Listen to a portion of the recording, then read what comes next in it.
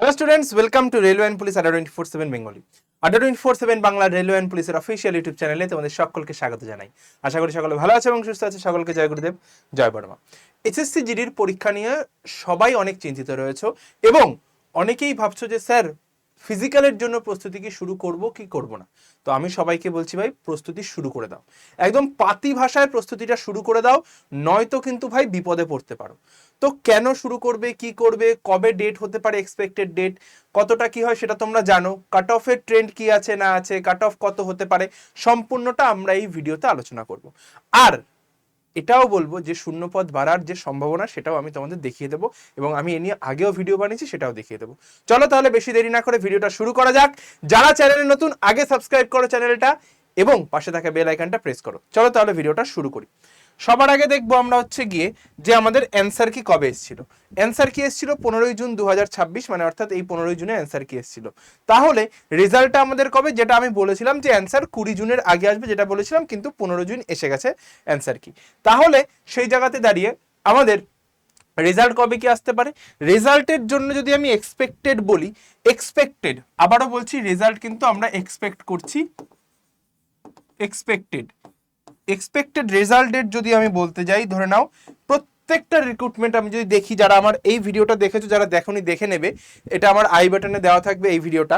এই যে রেজাল্ট কবে, এক্সপেক্টেড কাট অফ, জাস্ট এই ভিডিওটা দেখবে, এখানটায় চলে আসবে। এই ভিডিওটা তুমি যদি প্লে করো, এই ভিডিওটাতে আমি পুরো ডিটেলে বুঝিয়েছি যে কেন রেজাল্ট আসবে, কবে আসবে, কি আসবে, এক্সপেক্টেড কাট অফ কত হতে পারে, প্রিভিয়াস যখন আর কি এক্সাম হয়েছে তার ডেটের সঙ্গে ম্যাচ করিয়ে পুরো ইনফরমেশন এই ভিডিওটাতে দেওয়া আছে।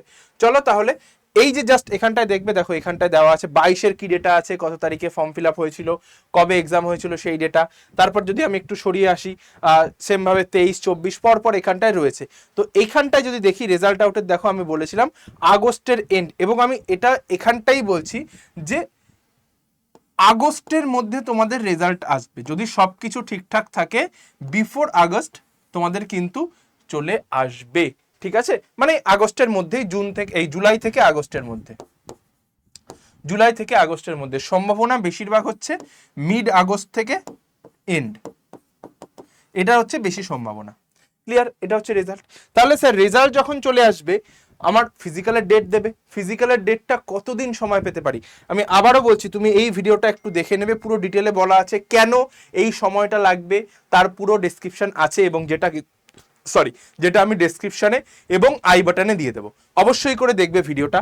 ফিজিক্যাল স্টার্ট কবে কি হতে পারে, ফিজিক্যাল ধরে নাও যদি আমার রেজাল্ট চলে আসে আগস্টে চলে আসে, ফিজিক্যাল হতে হতে সেপ্টেম্বর টু অক্টোবর, সেপ্টেম্বর থেকে অক্টোবরের মধ্যে তোমার ফিজিক্যাল পড়বে। যদি আমি বাংলার ছেলেদের কথা বলি, মুর্শিদাবাদ পড়তে পারে, কল্যাণী পড়তে পারে, বিভিন্ন জায়গায় পড়তে পারে, দুর্গাপুর পড়তে পারে।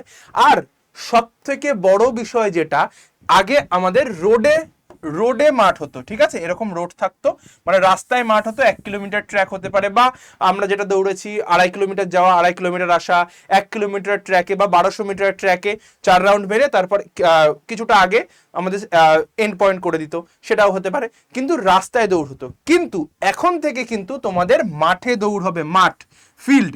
তো এখানে কিন্তু তোমার দৌড়ানোটা একটু চাপের হয়ে যাবে, কারণ মাঠে ট্র্যাক তোমার 400 থেকে 800 মিটারের মধ্যে, 800 মিটারও খুব রেয়ার, এই মধ্যে কিন্তু মাঠ হয়। যদি 400 মিটার হয়, তুমি ভেবে নাও তোমাকে কতগুলো 12-13টা রাউন্ড লাগাতে হবে। যদি 400 মিটার হয়, এখানে কিন্তু 6-7টা রাউন্ড হয়, 400 মিটার হলে 12-13টা রাউন্ড, মানে মিনিমাম ধরে নাও তোমাকে অ্যাভারেজে 7-8টা রাউন্ড কিন্তু তোমাকে মারতে হবে, যেটা কিন্তু খুব চাপের বিষয়। আর যখন দৌড় হয় না, ফিজিক্যালটা যখন হয়, তোমার পায়ে এক রকমের ওই সেন্সার, বেল টাইপের একটা সেন্সার লাগিয়ে দেবে, যেটা কিন্তু ওরা তোমাদের পুরো কাউন্ট করবে। এরকম আগের বার অনেকের বাদ গেছে, যারা দৌড় কমপ্লিট করেছে 24 মিনিট 00 সামথিং মিলি সেকেন্ড, এই যে মিলি সেকেন্ডটার হয়েছে না, এই মিলি সেকেন্ডেও কিন্তু অনেকে বাদ গেছে। এই মিলি সেকেন্ড টাইমারটাও যদি হয়ে যায়, তুমি কিন্তু ক্যান্সেল, মানে তোমার কিন্তু হবে না। ঠিক আছে, যেটা ডব্লিউপির ক্ষেত্রে হতো আগে, এবার থেকে সেম জিনিসটা কিন্তু তোমাদের এই এসএসসি জিডির ক্ষেত্রেও হবে। বোঝাতে পারলাম? তাহলে ভাই খুব সাবধানে, টাইমটা কিন্তু আমি বলছি বাড়িতে যখন প্র্যাকটিস করবে, বাড়ির প্র্যাকটিসের সময় বাড়িতে টাইমটাকে অ্যাটলিস্ট 21 থেকে 22 মিনিটের মধ্যে নিয়ে আসার চেষ্টা করো। 21 থেকে 22 মিনিটের মধ্যে 5 কিলোমিটার নিয়ে আসার চেষ্টা করো, ছেলেদের বলছি বিশেষ করে, না হলে কিন্তু বিপদে পড়বে ভাই। এই যদি চলে আসে এটাতেও তুমি ক্যান্সেল। বোঝাতে পারলাম? চলো এবার স্যার তাহলে কাট অফ কি যেতে পারে, কাট অফ নিয়েও আমার বলা আছে ভাই। এই ভিডিওটা দেখো, যদি তোমার বিশ্বাস না হয় তুমি জাস্ট এখানে স্ক্রোল আপ করবে, একটু উপরে উঠে আসবে, যে এই যে ভ্যাকেন্সি ইনক্রিজ হওয়ার বিষয়টা তুমি এই ভিডিওটাতে পেয়ে যাবে।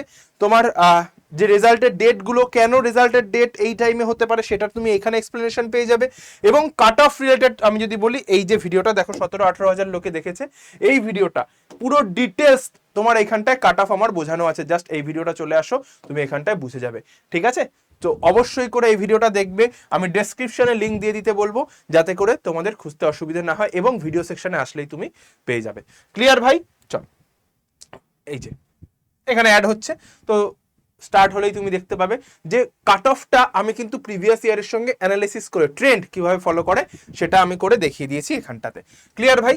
যাই হোক, তো এটা এখানটায় চলছে না, অ্যাড হচ্ছে। তো যখনই তুমি আসবে এখানটায় পুরোটা তোমার এখানটায় দেখানো রয়েছে, এখানটায় দেখতে পেয়ে যাবে। তাহলে ভাই কি কি আমাদের কাছে হাতে চলে আসলো, রেজাল্ট ডেট চলে আসলো, এবং ফিজিক্যাল কবে হবে সেটাও আমাদের কিন্তু চলে আসলো। ক্লিয়ার? কোনো অসুবিধা নেই। এবার হচ্ছে গিয়ে স্যার আমি তো প্র্যাকটিস করব, বাড়িতে প্র্যাকটিস করব কিভাবে?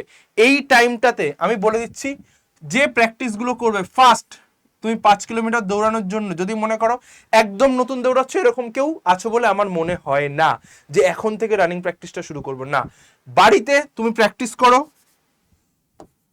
রিপিটেশন, ঠিক আছে স্যার? রিপিটেশন প্র্যাকটিস মানে হচ্ছে গিয়ে 400 মিটারের ল্যাপে 400 মিটার ল্যাপ, 400 মিটার মারো, 400 মিটার, ঠিক আছে, 400 মিটার করে মারবে। 400 মিটার করে তুমি ধরে নাও 1 মিনিট 40 সেকেন্ড বা 1.5 মিনিটের মধ্যে, ঠিক আছে, 1 মিনিট 40 সেকেন্ড বা 1.5 মিনিটের মধ্যে 400 মিটার মারবে। কটা রাউন্ড? ইন্টু 5, ঠিক আছে, ইন্টু 5। তারপরে 400 মিটার হয়ে গেল, তারপরে মারবে 200 মিটার। এইগুলো সব স্প্রিন্ট প্র্যাকটিস, যেটা তোমার স্ট্যামিনাকে ইমপ্রুভ করবে। স্প্রিন্ট প্র্যাকটিস এগুলো কিন্তু মাস্ট রিকোয়ার্ড, ঠিক আছে?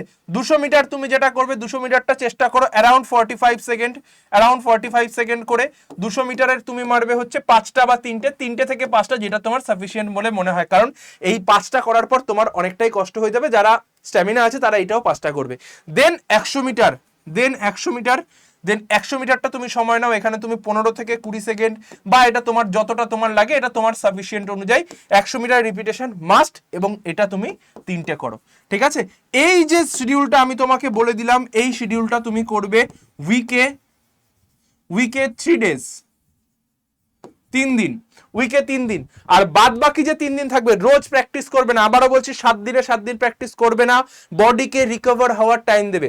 আর অন্যান্য 3 দিন, আর বাদ বাকি যে 3 দিন থাকবে, এই দিন হচ্ছে করবে লং প্র্যাকটিস। লং প্র্যাকটিস মানে করবে হচ্ছে গিয়ে 8 to 10 kilometre run, 8 to 10 kilometre run, ঠিক আছে? 8 কিলোমিটার টু 10 কিলোমিটার। এই লং প্র্যাকটিসটা কিন্তু রেগুলার, সপ্তাহে 3 দিন কিন্তু মাস্ট ইমপ্রুভ করবে। এই যে শিডিউলটা রয়েছে, আর কোর স্ট্রেন্থের জন্য তুমি সিট আপ থেকে শুরু করে প্ল্যাঙ্ক থেকে শুরু করে বিভিন্ন রকম এক্সারসাইজ করতে পারো। আর প্রত্যেকটা রান করার আগে অ্যাটলিস্ট 20 মিনিটস ওয়ার্ম আপ কিন্তু মাস্ট। বডিকে গরম না করে কিন্তু দৌড়াবে না, প্রপার স্ট্রেচ ছাড়া কিন্তু দৌড়াবেন না, এটা কিন্তু মাথায় রাখবে ভাই, ঠিক আছে? তো আমি তোমাকে পুরো শিডিউল সাজিয়ে দিলাম। আগামী তোমার কাছে যদি 2 মাস সময় থেকে থাকে, 2 মাস তুমি এটা প্র্যাকটিস করো ভাই, 2 থেকে 2.5 মাস আরামসে পাস করবে, ঠিক আছে? আর চেষ্টা করবে টাইমটা 21 মিনিট, ঠিক আছে? অনেকের দেখবে 22 মিনিট 23 মিনিটে হবে, তো ওটাকে টেনে আমি কি করে 40 সেকেন্ড বা 1 মিনিট কমাতে পারি সেটা আমাকে দেখতে হবে। ক্লিয়ার?